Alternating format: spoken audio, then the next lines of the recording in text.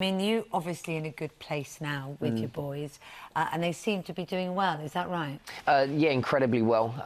Really a lot to do with the charity and a lot to do with the things that we do on a regular basis, such as talking about their mum all the time, having those triggers around the house that are going to make them talk, and, you know, the pictures, the memories that will always enable us to keep her very much an open subject of conversation. What was it like, though, in those first days when it was really raw? Who did you turn to? Where did you go? I turned to Australia. I remember as soon as it happened, my natural instinct was to take my children as far away from the media circus as I could possibly go, and I found myself booking a ticket to Australia. We went out there for 3 weeks, and just to really sort of take stock and try and find our feet amidst everything that was going absolutely bonkers at the time.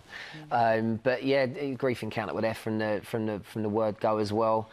And yeah, it was a lot to get your head round. And that's the thing, isn't it? That it's difficult for, you know, the remaining parent coping with their own grief, and at the same time, they're then having to help their children through theirs as well, aren't they? I mean, look, it's a small advantage for me that I wasn't with Jade at the time. I didn't lose a partner. A lot of parents that the charity look after have had to contend with the fact that they've lost a husband, someone that they was in love with and that they you know, probably been with for years and years.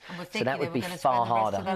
Exactly, far more difficult to come to terms with. For me, it was all about the kids, and as a result, I think that's probably really helped us.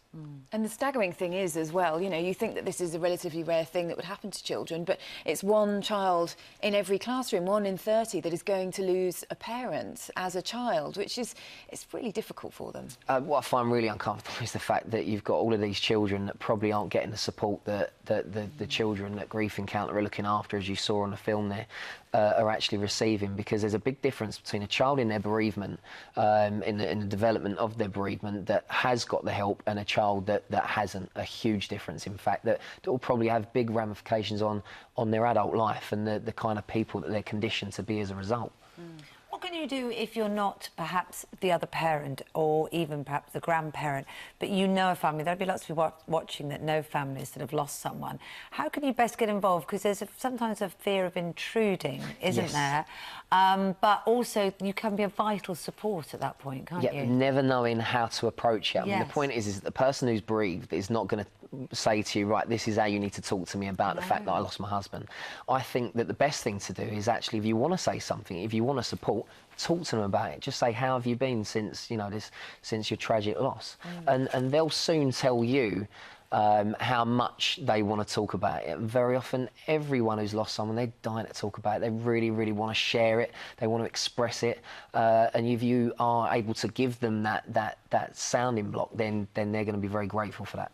And actually, I mean, it's such a critical time if it happens to a child, isn't it? That if it's not dealt with properly at that time, then that can have a huge effect on the rest of their lives. Well, I think very early on, being that children are products of their environment, the people around them are going to set the standard for them. So if people around them are saying, look, it's all right to express the fact that you're sad, you might cry, but crying's good because you're kind of just getting it out, then that's what the child is then going to follow. Whereas if you've got an environment where people are like, look, let's not really talk about it, oh, we're all right, come on, cheer up, like you said earlier, then that sets a dangerous stall out for that child, where they think, well, actually, I can't talk about it.